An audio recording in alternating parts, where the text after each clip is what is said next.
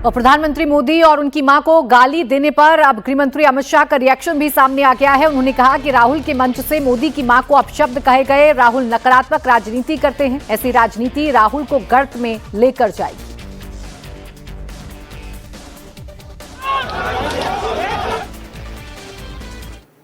जिनको पूरी दुनिया सम्मानित करती हो, मगर भारत की राजनीति में कांग्रेस के नेता राहुल गांधी ने जिस प्रकार से घृणा और तिरस्कार की नकारात्मक राजनीति की शुरुआत की है, उसका निम्न स्तर का एक प्रदर्शन उनकी घुसपैठिया बचाओ यात्रा में देखने को मिला। एक घुसपैठिया बचाओ यात्रा जो उन्होंने बिहार में निकाली है, उसमें राहुल गांधी के स्वागत के मंच पर से नरेंद्र मोदी जी की स्वर्गीय माता जी के लिए अपशब्द बोलकर सबसे घृणित काम कांग्रेस के नेताओं ने किया है। मैं आज इस मंच से राहुल जी ने जिस प्रकार से घृणा की स्तर बगैर की राजनीति की शुरुआत की है, उसकी और प्रधानमंत्री नरेंद्र मोदी जी की स्वर्गीय माता जी के लिए जो अपशब्द कहे गए, उसकी मैं हृदय से निंदा करता हूं। और मैं पूरे देश की जनता को भी कहना चाहता हूं कि जिस प्रकार की राजनीति, मुद्दा विहीन विरोध की राजनीति, नकारात्मक राजनीति, घृणा की राजनीति श्री राहुल गांधी ने शुरू की है, वो हमारे सार्वजनिक जीवन को ऊंचाई नहीं देगी, गर्त में ले जाएगी। और ये आज से नहीं है। मोदी जी जब से मुख्यमंत्री बने तब से सोनिया जी, राहुल जी, मणिशंकर अय्यर, दिग्विजय सिंह, जयराम रमेश, रेणुका चौधरी, हर कांग्रेस नेता ने मोदी जी के लिए अपशब्द कहे। कोई मौत का सौदागर कहता है, कोई जहरीला सांप कहता है, कोई नीच आदमी कहता है, कोई रावण बताता है, कोई भस्मासुर बताता है, कोई वायरस कहता है। कांग्रेस के नेता क्या समझते हैं? इस प्रकार की भाषा का प्रयोग कर कर आपको जनादेश प्राप्त होगा क्या? मैं आज कांग्रेस के नेताओं को कहना चाहता हूं, जितनी ज्यादा गालियां मोदी जी को आप दोगे, कमल का फूल इतना ही बड़ा होकर खिलकर आसमान तक पहुंचेगा। और हर चुनाव में आपने प्रयास कर कर देखा है, फिर भी कुछ सीखना नहीं चाहते। हर चुनाव में गाली दिया, मुंह की खाई, और फिर विजय को झुठलाने के लिए एक घुसपैठिया बचाओ यात्रा लेकर ये निकले हैं। एक घुसपैठिया बचाओ और कुछ नहीं है। ये यात्रा घुसपैठिए को बचाने के लिए यात्रा है, अपनी वोट बैंक को प्रोटेक्ट करने के लिए यात्रा। मैं देश भर की जनता को पूछना चाहता हूं, कोई भी लोकतांत्रिक राष्ट्र, लोकतंत्र का आत्मा चुनाव होता है। अगर घुसपैठिए मतदाता सूची में घुसकर चुनाव को प्रदूषित करे तो कोई राज्य, कोई राष्ट्र कैसे सुरक्षित रह सकता है? और कांग्रेस पार्टी ने जो शुरू किया है, देश भर की जनता अचंभित और दुखी होकर इनके कुत्सित प्रयास को देख रही है। मुझे मालूम है कि प्रयास को जनता का समर्थन नहीं है, परंतु 2 दिन पहले जो हुआ, इसने सारी सीमाएं लांघी। मोदी जी की माता जी का जीवन एक गरीब घर में अपने सभी संतानों को संस्कारित कर ऐसे स्तर पर पहुंचा जाए कि बेटा विश्व का नेता बने, ऐसे जीवन को अपशब्दों से बोलना ये भारत की जनता कभी सहन नहीं कर सकती। और इससे ज्यादा राजनीति में सार्वजनिक जीवन का कोई पतन नहीं हो सकता। मैं फिर से एक बार कांग्रेस के कुत्सित प्रयासों की घोर निंदा करता हूं और मैं आग्रह भी करना चाहूंगा राहुल गांधी जी के कि जरा भी शर्म बची है तो मोदी जी की, उनकी स्वर्गीय माता जी की और देश की जनता की जरूर माफी मांगे आप। खैर, ईश्वर सबको सद्बुद्धि दे। आज अच्छा दिन है, हमारे लक्ष्मणाचार्य नूतन गुरु में प्रवेश कर रहे हैं। आज मैं आसाम की पूरी जनता को नए राजभवन के लोकार्पण पर, गणेश वंदना के इस समय में ही ये लोकार्पण हो रहा है। तो गृह मंत्री अमित शाह ने राहुल गांधी पर अटैक बोला, उनकी पूरी पार्टी पर अटैक बोला और ये कहा कि ये कांग्रेस आदतन गालीबाज है। प्रधानमंत्री नरेंद्र मोदी को पहली बार गाली नहीं दी गई, इससे पहले भी अलग अलग शब्दों का प्रयोग जो है, अपशब्दों का प्रयोग प्रधानमंत्री को लेकर किया गया है। कुल मिलाकर ये मुद्दा बड़ा बन चुका है। बीजेपी इस मुद्दे को लेकर अटैकिंग मोड में आ गई है। पीएम मोदी की मां के अपमान को बीजेपी ने एक बड़ा मुद्दा बना लिया। यूपी के सीएम योगी आदित्यनाथ ने इसे कांग्रेस के अपमान की पराकाष्ठा करार दिया, तो मध्य प्रदेश के सीएम मोहन यादव ने कहा कि मोदी की मां के अपमान को देश बर्दाश्त नहीं करेगा। यह मर्यादा का पतन की पराकाष्ठा है।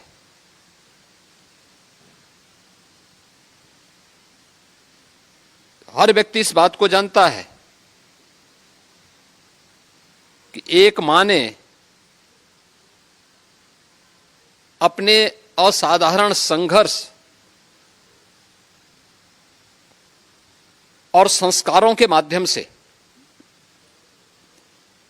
एक ऐसे पुत्र को गढ़ा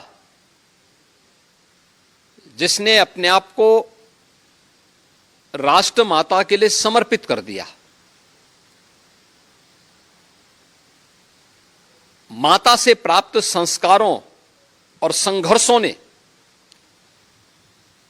जिन्हें न केवल देश का बल्कि दुनिया का सबसे लोकप्रिय जन नेता बनाया है। इंडी गठबंधन के मंच से इस प्रकार की अमर्यादित भाषा 140 करोड़ भारतवासियों का अपमान है। कांग्रेस की तथाकथित वोट अधिकार यात्रा ने जिस प्रकार से और जिस भाषा में यशस्वी प्रधानमंत्री की दिवंगत माताजी के लिए जो शब्द उपयोग किए हैं, ये मैं मान के चलता हूँ ये गाली की भाषा इस देश की नहीं हो सकती है, ये बिहार की भाषा भी नहीं हो सकती है। मैं कटु शब्दों में निंदा करता हूँ और खास करके यशस्वी प्रधानमंत्री की माताजी को लेकर के ये जो अभद्र भाषा बोली गई दो शहजादों द्वारा, ये सारी सीमाओं का उल्लंघन है। ऐसे बातों को न तो बिहार बर्दाश्त करेगा न देश बर्दाश्त करेगा। तुरंत कांग्रेस और आरजेडी को माफ़ी मांगना चाहिए। अपने मंच से जिस प्रकार से वो तू तड़क की भाषा का उपयोग कर रहे हैं, अच्छी बात नहीं। तो राहुल गांधी, तेजस्वी यादव चुप क्यों हैं, ये सवाल बीजेपी पूछ रही है। अब राहुल के मंच से मोदी की मां को गाली देने पर अब नीतीश कुमार, बिहार के मुख्यमंत्री का भी रिएक्शन सामने आ गया। नीतीश कुमार ने ट्वीट कर कहा कि प्रधानमंत्री की मां के लिए ऐसी अशोभनीय भाषा बिहार बर्दाश्त नहीं करेगा। नीतीश कुमार ने अपने एक्सपोस्ट पर लिखा है कि दरभंगा में वोटर अधिकार यात्रा के दौरान कांग्रेस और राजद के मन से माननीय प्रधानमंत्री श्री नरेंद्र मोदी जी और उनकी माता जी को लेकर जिस तरीके की भाषा का इस्तेमाल किया गया है उसे बर्दाश्त नहीं किया जाएगा। तो एक तरफ पीएम और उनकी स्वर्गीय माता जी को दी गई गाली को लेकर हंगामा बिहार में देखने को मिल रहा है, तो उत्तर प्रदेश में भी संभल को लेकर एक नया सियासी जंग जो है वो शुरू हो चुकी है। संभल मामले पर रिपोर्ट आने के बाद हिंदू संगठनों का गुस्सा सामने आ रहा है। आज राजधानी लखनऊ में विश्व हिंदू रक्षा परिषद के कार्यकर्ताओं ने जमकर प्रदर्शन किया। प्रोटेस्ट के दौरान हिंदू रक्षा परिषद के सदस्यों ने समाजवादी पार्टी के पूर्व सांसद वर्ग के खिलाफ नारेबाजी की। विश्व हिंदू परिषद के कार्यकर्ताओं का कहना है कि वो पलायन कर चुके लोगों को वापस लाने के लिए लखनऊ से संभल की यात्रा भी निकालेंगे।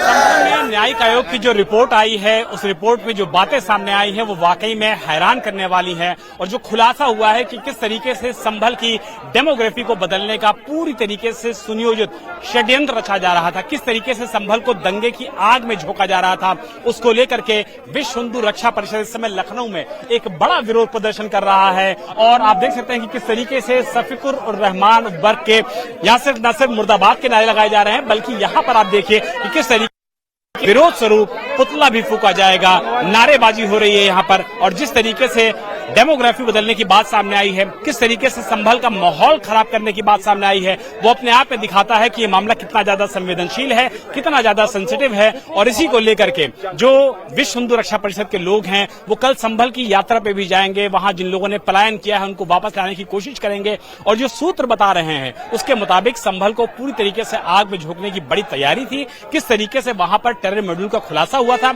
इंटरनेशनल आतंकी गतिविधियों का खुलासा हुआ था, पाकिस्तान से लेकर के अमेरिका तक उसका कनेक्शन सामने आया था। और इसी को लेकर के कानून व्यवस्था मेंटेन रहे, इसके लिए लखनऊ पुलिस ने भी पूरी तरीके से मोर्चा संभाल रखा है। पुलिस के जवान बड़ी संख्या में यहां पर मौजूद हैं और इसीलिए पूरी कानून व्यवस्था बनी रहे, इसको लेकर के बड़ी संख्या में विश्व हिंदू रक्षा परिषद के लोगों के साथ साथ पुलिस का भी डेवलपमेंट यहाँ पे किया गया है। जय सिया राम का उद्घोष हो रहा है, भगवा नारों के साथ, भगवा झंडों के साथ। यहाँ पर आप देखिए कि किस तरीके से विरोध प्रदर्शन कर रही है विश्व हिंदू रक्षा परिषद की टीम। गोपाल राय जो उसके अध्यक्ष हैं, उसके नेतृत्व में। और ये कह सकते हैं कि आने वाला कल जो होगा वो भी बहुत ज्यादा महत्वपूर्ण होगा, क्योंकि विश्व हिंदू रक्षा परिषद के जो लोग हैं वो संभल की तरफ कूच करेंगे। अब पुलिस उनको ये कूच करने देगी या नहीं देगी तो आने वाला वक्त ही बताएगा। लेकिन संभल की न्यायिक आयोग की रिपोर्ट आने के बाद से लखनऊ समेत पूरे उत्तर प्रदेश में सियासी माहौल काफी गर्मा चुका है। देखिए, इस रिपोर्ट की सबसे बड़ी बात यह है कि आजादी के वक्त संभल में 45% हिंदू थे, जो 2025 में कुल 15% हिंदू रह गए। अब डेमोग्राफी बदलने की जो साजिश है वो किसने की, इसी को लेकर लगातार प्रोटेस्ट किए जा रहे हैं। विश्व हिंदू रक्षा परिषद के कार्यकर्ताओं का कहना है कि साजिश के तहत संभल की डेमोग्राफी बदलने की कोशिश की गई। ऐसे में हिंदू संगठनों की मांग है कि रिपोर्ट पर कार्रवाई की जाए। विश्व हिंदू रक्षा परिषद का बड़ा प्रोटेस्ट चल रहा है इस समय लखनऊ में। गोपाल राय जी हमारे साथ मौजूद हैं। गोपाल जी, आज आप लोग का बड़ा प्रोटेस्ट चल रहा है प्रधानमंत्री के सम्मान में विश्व हिंदू रक्षा परिषद मैदान में, और मुद्दा संभल का भी है। ये संभल में जो ये मेंबर ऑफ पार्लियामेंट हैं और इनके खानदान और जितने लोग हैं, संभल की स्थिति यह है कि 10% हिंदू रह चुके हैं, 90% वहां से पलायन कर चुके हैं, लगभग उसमें लाखों लोगों की हत्या हो चुकी है। अभी जांच सही ढंग से होगी तो लाखों लोगों की हत्या हो चुकी है। संभल को लेकर के कल आप यात्रा करेंगे? कल मैं 3 बजे यहाँ से निकल रहा हूँ। शाम को पूरे हमारे राष्ट्रीय और प्रदेश कार्य समिति के पदाधिकारी संभल तक जाएंगे कल यहाँ कार्यालय से। बड़ी घोषणा कर रहे हैं गोपाल राय कि संभल तक जाएंगे। और इसी को लेकर के आप देखें कि पुलिस व्यवस्था भी यहाँ पर जबरदस्त तरीके से है। संभल को लेकर के यहाँ पर प्रतीकात्मक जो पुतला है उसको भी फूकने का कार्यक्रम है। और कल ये घोषणा की है गोपाल राय ने कि वो यहां से जाएंगे संभल, और प्रधानमंत्री के सम्मान में विश्व हिंदू रक्षा परिषद मैदान में इस तरीके की उद्घोषणा के साथ फिलहाल यहां पर विरोध मार्च जारी है संभल मामले को लेकर के। विश्व हिंदू परिषद के लखनऊ में प्रोटेस्ट के दौरान बड़ी संख्या में पुलिस भी वहां मौजूद रही। प्रदर्शन के दौरान हिंदू परिषद के कार्यकर्ताओं ने सपा नेता शफीकुर रहमान का पुतला भी फूका है। विश्व हिंदू रक्षा परिषद के गोमती नगर दफ्तर में पुलिस की जबरदस्त तरीके से नाकेबंदी है, क्योंकि जिस तरीके से विश्व हिंदू रक्षा परिषद ने ऐलान किया था कि वो यहाँ पर पुतला जलाएंगे, उसको लेकर के आप देखिए कि किस तरीके से पुलिस के लोग यहाँ पर पहुंचे हुए हैं। लेकिन पुतले को फिलहाल दहन किया है, पुतले को जला दिया है। पुलिस हालांकि जबरदस्त तरीके से रोक रही थी, लेकिन विश्व हिंदू रक्षा परिषद के जो लोग हैं संभल की रिपोर्ट को लेकर के वो बिल्कुल भी राजी नहीं हुए कि वो पुतला नहीं जलाएंगे। और इसी को देखते हुए आप देखिए कि किस तरीके, और बड़ी संख्या में जो विश्व हिंदू रक्षा परिषद के लोग हैं वो फिलहाल यहाँ पर मौजूद हैं। और सबका ये कहना है कि जिस तरीके से संभल को दंगे की आग में झोंका गया, जिस तरीके से संभल को डेमोग्राफी बदलने की बड़ी कोशिश की गई, खराब कोशिश की गई, उसको लेकर के जबरदस्त तरीके से नाराजगी है, जबरदस्त तरीके से गुस्सा है। और इस समय आप देखिए कि जिन लोग पर यह आरोप लगा कि उन्होंने संभल की डेमोग्राफी को बदला, खराब किया, उनके फिलहाल पुतलों को यहाँ पर जलाया जा रहा है। और इसीलिए बड़ी संख्या में फिलहाल यहाँ पर मौजूद है और ये कोशिश की जा रही है कि मौके पर कानून व्यवस्था पूरी तरीके से मेंटेन रहे, बनी रहे। लेकिन जिस तरीके से विश्व हिंदू रक्षा परिषद ने आने वाले कल के लिए संभल कूच के लिए ऐलान कर रखा है, ये अपने आप में बताता है कि पुलिस के लिए आने वाले दिनों में सरदर्द बढ़ेगा। कानून व्यवस्था की जो मेंटेन रखने की कोशिश है वो काम बढ़ेगा। और इसीलिए बड़ी संख्या में पुलिस की मौजूदगी में विश्व हिंदू रक्षा परिषद के लोगों ने यहाँ पर पुतला दहन किया है और मोदी योगी जिंदाबाद के नारे लगातार लगाए जा रहे हैं। तो संभल फाइल्स जब खुली तो बहुत सारे चौंकाने वाले खुलासे हुए हैं और इन्हीं खुलासों के बाद अब जबरदस्त हंगामा हो रहा है। इस रिपोर्ट के आने के बाद आज जुमे की पहली नमाज है। कई जिलों में हाई अलर्ट जारी कर दिया गया है। सीसीटीवी और ड्रोन से पैनी निगरानी रखी जा रही है। कल संभल हिंसा को लेकर न्यायिक आयोग ने सीएम योगी को रिपोर्ट सौंपी। 450 पन्नों की इस रिपोर्ट में डेमोग्राफी चेंज से लेकर 15 बार हुए दंगों की डिटेल है।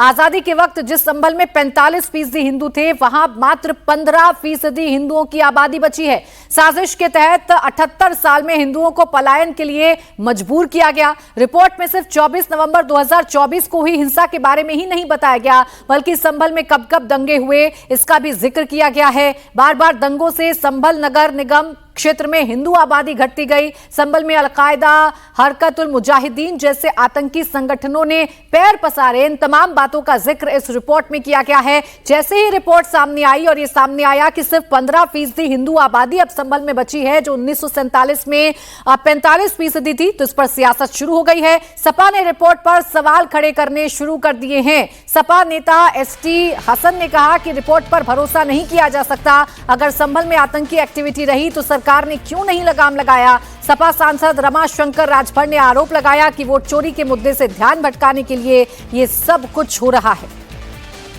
जो परसेंटेज दिखाई जा रही है उसे आप क्या कह रहे हैं? 15%।